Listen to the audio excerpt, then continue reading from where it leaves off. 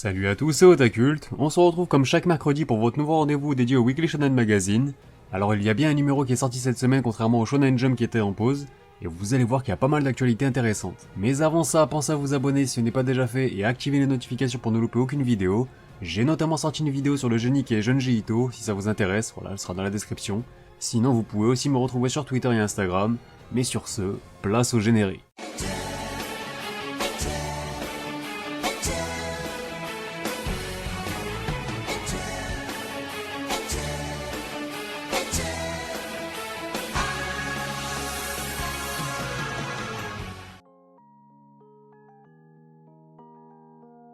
On va donc commencer comme d'habitude par les séries qui ont bénéficié d'une mise en avant cette semaine, et cette fois-ci, c'est le Neketsu Eden Zero qui s'offre le lead color de ce numéro, afin de fêter ses 3 ans de publication. Hiro Mashima a bien évidemment réalisé une jolie double page couleur pour marquer l'événement. Les autres pages couleurs reviennent quant à elles à la romance Kenjaga Nakama Ninata, qui en avait déjà profité il y a 2 semaines. On peut donc souligner la volonté des éditeurs de mettre cette petite nouveauté en avant. A noter la présence du one-shot Saotome-san ni Wamu Death Game Ishikanai, signé Mikamiyu, composé de 46 pages, qui hérite lui aussi de 2 pages couleurs. Il s'agit d'un mélange de survival et de romance pour changer, à voir si cela débouchera sur une éventuelle sérialisation dans le futur. Du côté des absents, je vous rappelle encore une fois que Ace of Diamonds Second Act est en pause.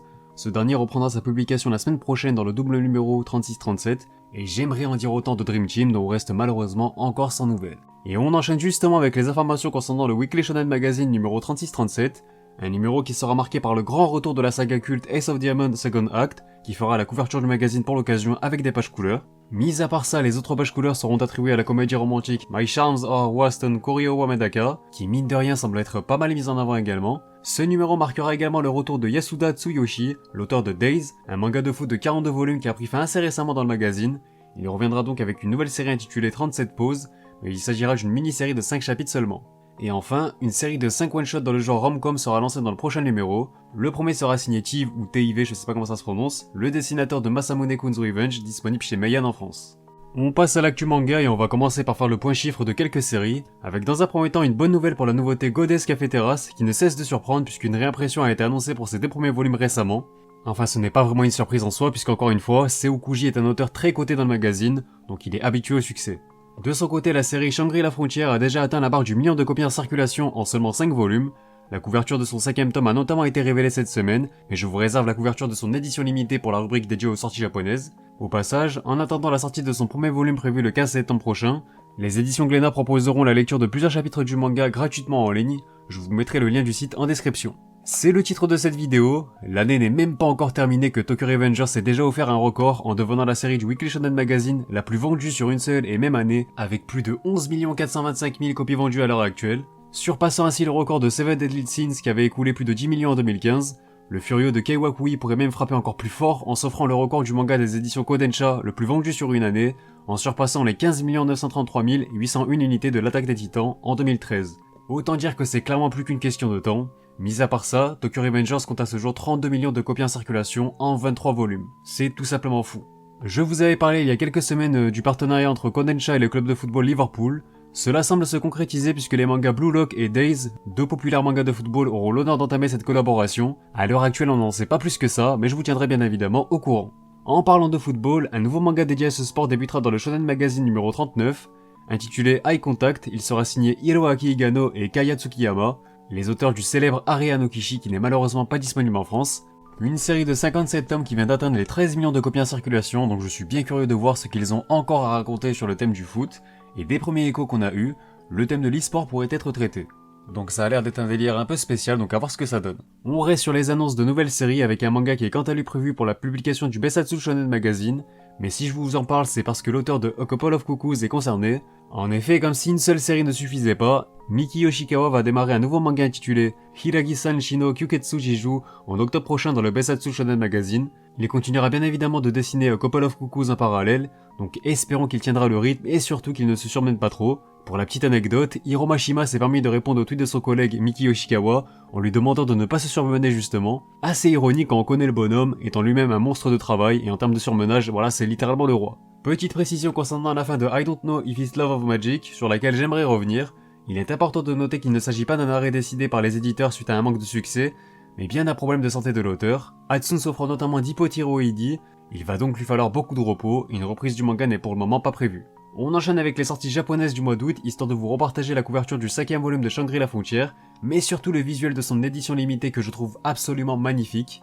La romance phare du magazine sera aussi de sortie, puisque Rete Girlfriend nous proposera son 22ème volume. Mais ce n'est pas tout, puisque le 17 août sera aussi marqué par la sortie du très attendu 15ème volume de Blue Lock, ainsi que le 22ème et dernier tome du manga Shine qui s'est conclu il y a 2 semaines dans le magazine. Place à l'actu anime, histoire de vous partager une petite information concernant l'anime de A Couple of Cuckoos, dont un second teaser est prévu pour le mois de septembre. Et enfin concernant l'actu goodies, son anime n'a justement même pas encore commencé, que la série A Couple of Cuckoos va déjà recevoir sa première figurine, celle-ci fera honneur à Erika Amano et sera issue de la collection Ichiban Kuji. On continue avec le top Shoseki de la semaine du 19 au 25 juillet 2021. Je ne l'ai pas précisé la semaine passée mais je n'ai aucun chiffre à vous communiquer concernant le 3ème top de Kangi Banka, puisque ce dernier ne figure même pas dans le top 500, ce qui explique encore une fois les raisons de son arrêt. Le premier volume de la nouveauté Kenja ga Nakama Ninata apparaît à la 259ème place sur sa deuxième semaine, où il aura écoulé 4474 unités. Il cumule donc actuellement un peu plus de 8000 exemplaires, ce qui n'est pas dramatique pour le Shonen Magazine. Le troisième volume du regretté I Don't Know If It's Love or Magic s'offre une deuxième semaine similaire à la première, avec 4586 copies vendues, de quoi permettre à son compteur d'afficher un score de 9335 unités, un titre qui a été plutôt prometteur donc son arrêt est regrettable, d'autant plus quand ça concerne l'état de santé de son auteur et pas des raisons plutôt éditoriales. Le 10ème opus de la romance Denchiko Gosei réalise une deuxième semaine bien plus maigre en comparaison puisqu'il a ajouté seulement 5555 exemplaires à son compteur, ce qui lui permet malgré tout de franchir la barre des 15 000 unités. Love Lock of Majestic War effectue quant à lui une belle deuxième semaine également, puisque son premier tome a même fait encore mieux avec 5861 unités. Il totalise actuellement près de 10 000 exemplaires vendus, ce qui devrait suffire pour assurer sa survie, même si bien sûr, il faudra qu'il progresse davantage au fil des tomes, mais ils ont peut-être optimistes. Toujours aussi impressionnante, la nouvelle romance Matchmaking of the Amagami Household continue son excellent démarrage en faisant aussi bien que la semaine passée. Son premier tome a notamment déjà dépassé la barre des 30K et même 31K pour être plus précis. Il se classe ainsi à la 71ème place. 59ème rang pour le 8ème volume de Solo Demo Ayumu, qui creuse encore légèrement l'écart avec ses 17 452 unités qu'il a ajouté à son compteur avoisinant désormais les 34 000 exemplaires vendus. Il est légèrement en retard sur son tome 7 qui en était à 36K au même stade. Le second volume du harem Goddess Café Terrace le devance toujours à la 52ème place et confirme encore une fois sa belle performance de la semaine passée, totalisant ainsi près de 38 000 copies vendues en 10 jours, c'est même plus que son premier tome qui comptait environ 34 000 unités en 14 jours. Cependant, il est cette fois-ci devancé par le 16ème tome du Neketsu Eden Zero qui occupe la 51ème place, suite à ses 18 828 exemplaires vendus. En revanche, il accuse encore un certain retard sur son total qui a tout juste dépassé la barre des 35K. A titre de comparaison, son 15ème volume en était à un peu moins de 39 000 unités en 14 jours, donc on reste à peu près sur un démarrage similaire. Je n'ai malheureusement pas les chiffres de la deuxième semaine du 7ème tome de A Couple of Cuckoos qui occupe encore la 29ème place. Idem pour le 27ème volume du manga de baseball Ace of Diamonds Second Act qui apparaît à la 6ème position suite à une progression de 8 places. Et enfin le 23ème tome du phénomène Tokyo Revenger se paye le luxe de reprendre la première place au 62ème tome de Kingdom sur sa deuxième semaine. Place cette fois-ci au Top Oricon de la semaine du 12 au 18 juillet 2021, donc attention les chiffres ne correspondent qu'à leur première semaine de vente ici. Le second volume de Goddess Café Terrace apparaît finalement dans le Top Oricon à la 48ème place avec 20 475 exemplaires écoulés, un démarrage encore une fois très bon qui a même nécessité une réimpression d'urgence. Je vous laisse avec la première fournée de Tokyo Revengers qui s'est offert comme vous le savez un record cette semaine. On comprend tout de suite mieux pourquoi vu ces chiffres absolument fous.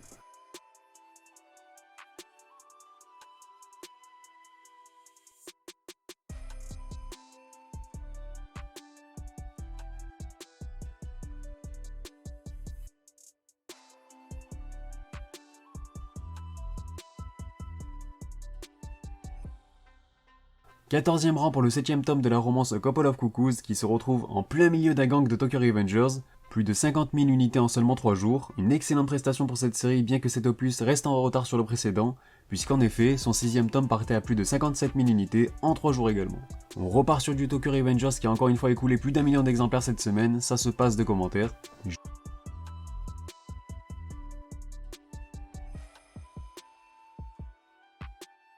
Joli démarrage pour le 27ème opus de Ace of Diamonds Second Act qui occupe non seulement la 6ème place avec ses 56 000 copies vendues, mais il fait même mieux que son tome 26 qui partait à 52 000 unités en 3 jours aussi.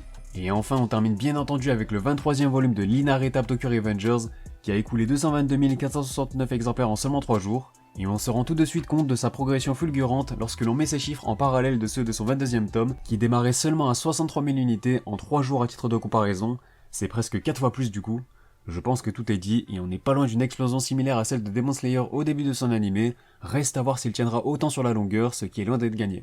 Sur ce, la vidéo est terminée, n'hésitez pas à réagir sur celle-ci dans les commentaires. Encore une fois, vos retours et vos partages sont plus que jamais importants. Mis à part ça, pensez à vous abonner si ce n'est pas déjà fait pour ne pas manquer les prochaines vidéos. Vous pouvez aussi me rejoindre sur Twitter, Instagram et Discord, les liens sont en description. Quant à moi, je vous dis à bientôt pour de prochaines vidéos, portez-vous bien et surtout, on se reverra.